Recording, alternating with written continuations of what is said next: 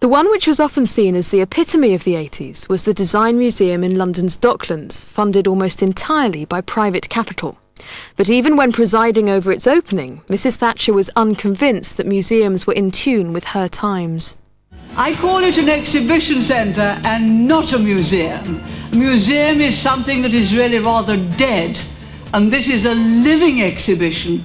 In the end, it was my winning the day, because I thought it was worthwhile calling it a museum, because we still felt it was necessary that in order to drag the sort of commercial things we were interested in into the arena of respectability, we had to give it the word museum. And this, of course, marvellously backfired. Mrs. Thatcher gave when we were having a splendid dinner for some of our initial sponsors, Mrs. Thatcher gave me a bit of a telling off, saying that museums are things of the past. I think she was wrong. In the Thatcher decade, museums became more like shops, and shops became more like museums. At the Science Museum, fast food chains have now become an exhibit. At Habitat, you can buy a wallpaper that could previously only be glimpsed at the V&A. And at design shops, goods have been put into glass cases. Well, there are similarities between museums and department stores, particularly this one, which looks a bit like Selfridges. If you think about it for a while, they're almost identical, because in the museum you have the material world of the past put on display, but somebody's got to organise it, somebody's got to label it, and somebody's got to explain it to the visitor. And of course exactly the same thing happens in a department store, but it's all the material world of the present has to be put on display, it has to be organised and labelled. So the actual experience of this sort of, voyeurism applied to commodities or merchandise is common to the two. The only distinction is that in one you can buy, and in the other you can't even touch. Well, it seems to me the public in the 80s was shopping all the time.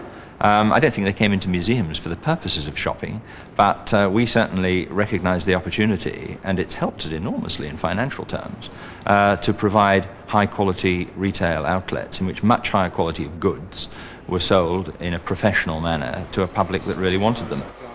Those who ran Britain's museums acquired new buzzwords. Exhibits had to be relevant and accessible. But this new populist approach dismayed some who felt museums were turning into theme parks. I think it's a betrayal, really, of what a museum's about. That kind of thing, if it pays, it should be done by Madame Tussauds or by Disney. But the museum should be for a rather higher kind of experience. No, I think it's quite wrong to compete with Disney. The word Disney has replaced the word museum for a pejorative, but from the other end, hasn't it? Museum was used to describe something that was dull. Disney, usually I think used by people who've never been there, is used to describe things that have an excess of showmanship. I think we can all learn a great deal from the Disneylands of this world. I've often said to my staff that if we could afford it, we'd send them all to Disney World. People don't voluntarily go out to be educated, so they've got to be entertained or amused, or even, if you like, tricked into learning. If anybody leaves this building without learning something, I'm going to be very disappointed, because I know we have failed. But in fact, if you look around, what you're seeing are people having a good time. There's no doubt that people now have more fun in museums. An exhibition like this simply does attract more visitors than pre-war Belgian bookbinding. But there is a problem. The big controversy now is whether this all-singing, all-dancing museum experience has been at the expense of that other, less visible side of the museum's work, the academic research.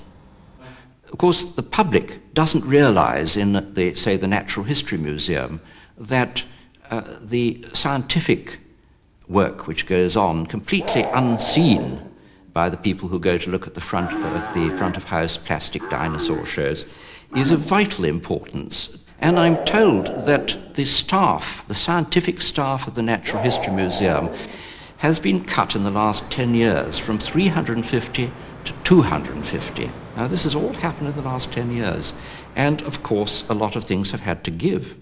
It's very serious. Thank God they've woken up from the sort of desiccated, dusty slumbers they were in for a very long time. They've got the idea that they need to get people through the door. But I'm afraid a lot of them have descended into the sort of basest forms of, of mindless populism. Well, it's nonsense that populism, in our case at any rate, is in any way impinging upon the scholarly activities of the museum. I see the two living quite happily together in synergy. I don't believe you can have an authoritative popular museum without a bedrock of sound scholarship. And the one thing that I was ever vigilant about, and I would never give away at all, is what I call the deposit of knowledge and scholarship.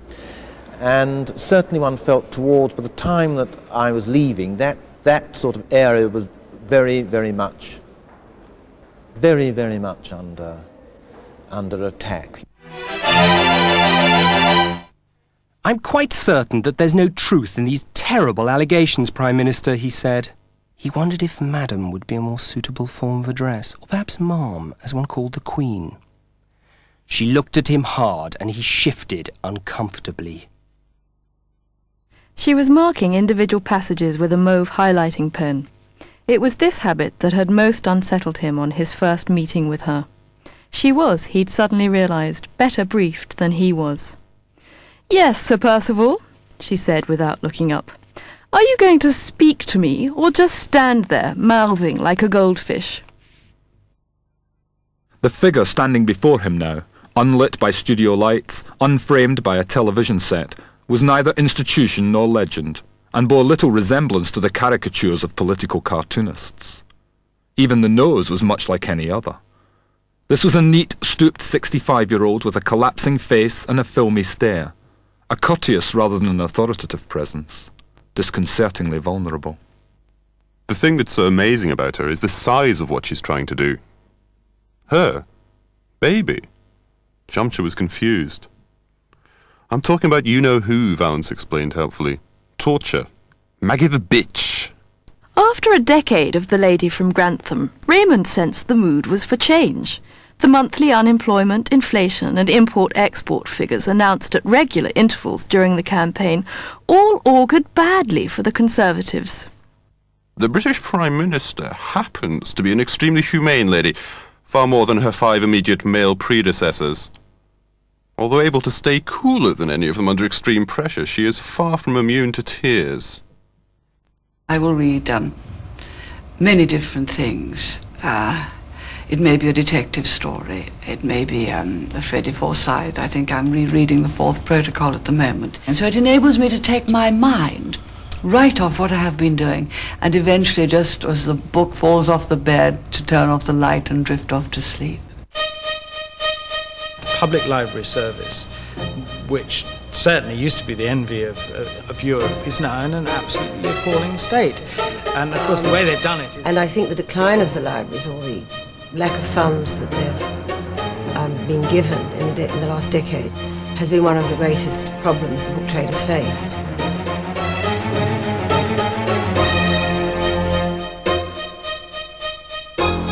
I, for one, very much regret the fact that they are in something of a recession of their own at this time. I hope the 1990s... The way they've done it is not by closing so many libraries, though they have closed quite a lot, it's by cutting down the hours.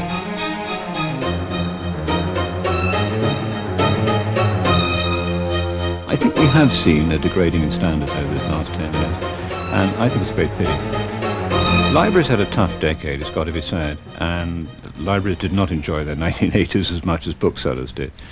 And I think there are all sorts of reasons for that. And one reason I have to say is I do think libraries lost their own self-confidence and lost their own self-esteem and lost their driving spirit and lost their leadership. And I don't think that is so much a criticism of what happened in the 1980s in terms of Mrs. Thatcher and everything else and lack of funds. There was a lack of self-confidence in libraries and a lack of drive and a certain amount of lack of courage in libraries, I have to say.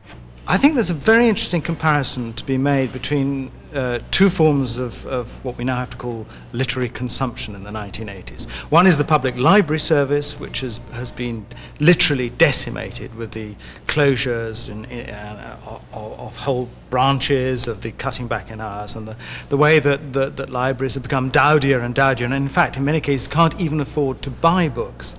On the other hand, we've seen, of course, the great growth of bookshops, very appealing places, designed places, full of lovely objects in shiny covers. There is an irony here. On the one hand, libraries have gone into an almost terminal decline. On the other, one of the biggest success stories of the decade has been Waterstones the booksellers,